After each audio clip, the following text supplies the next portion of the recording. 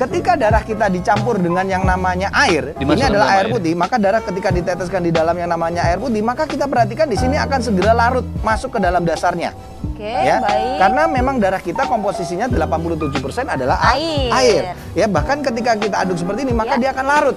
Oh, Warnanya pun akan sama ya. Itulah kenapa setiap ahli medis, setiap dokter pasti akan banyak menyarankan kepada setiap orang untuk banyak-banyak konsumsi air putih. Ya. Karena ini sangat menetralisir. menyehatkan, Iya, betul sekali. menyehatkan. Nah, berbeda ketika darah kita bertemu dengan atau dicampur dengan yang namanya minyak. Minyak. Nah, ini ya. pada orang-orang yang hobinya makan goreng-gorengan, maka kadar minyak di dalam tubuhnya akan meningkat. Dan apalagi kalau si orang penderita itu tidak banyak beraktivitas atau olahraga. Maka kita lihat di sini, ketika darah kita dicampur dengan minyak, maka air dengan minyak tidak akan bisa menyatu.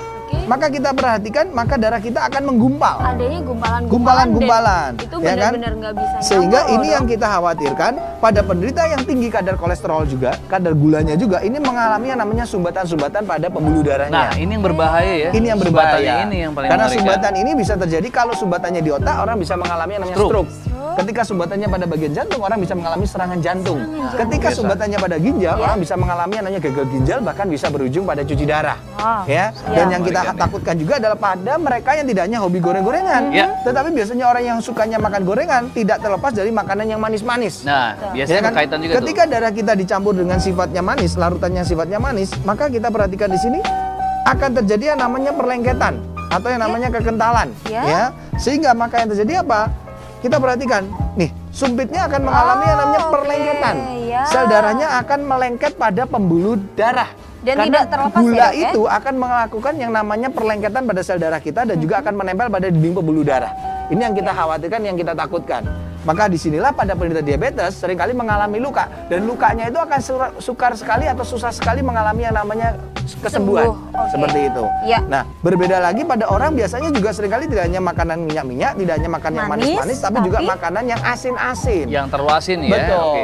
Ya, karena kita tahu kadang-kala dari menu makanan saja itu sebetulnya dia sudah dimasak dengan garam yang cukup tinggi. Ya. Ketika sampai di meja kita untuk kita konsumsi, kadang-kala tidak sedikit orang yang menambahkan dengan yang namanya garam meja. Ya, Berarti betul. kita tahu betapa tingginya kadar natrium yang masuk ke dalam tubuh kita, ya dan kan? kita akan coba. Sehingga akibatnya ketika darah itu bercampur dengan yang namanya garam, ini juga akan beresikonya apa? Terjadi yang namanya kerusakan sel darah, ya kan? Nah, tentunya lihat ya.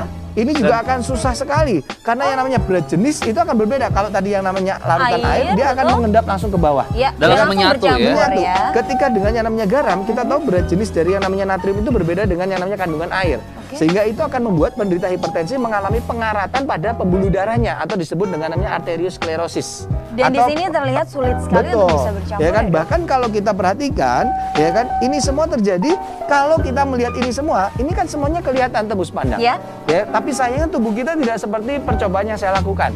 Tubuh kita terbungkus oleh suatu lapisan yang disebut dengan namanya kulit. Sehingga kadang-kala peristiwa ini terjadi di dalam tubuh kita tidak pernah menyadarinya.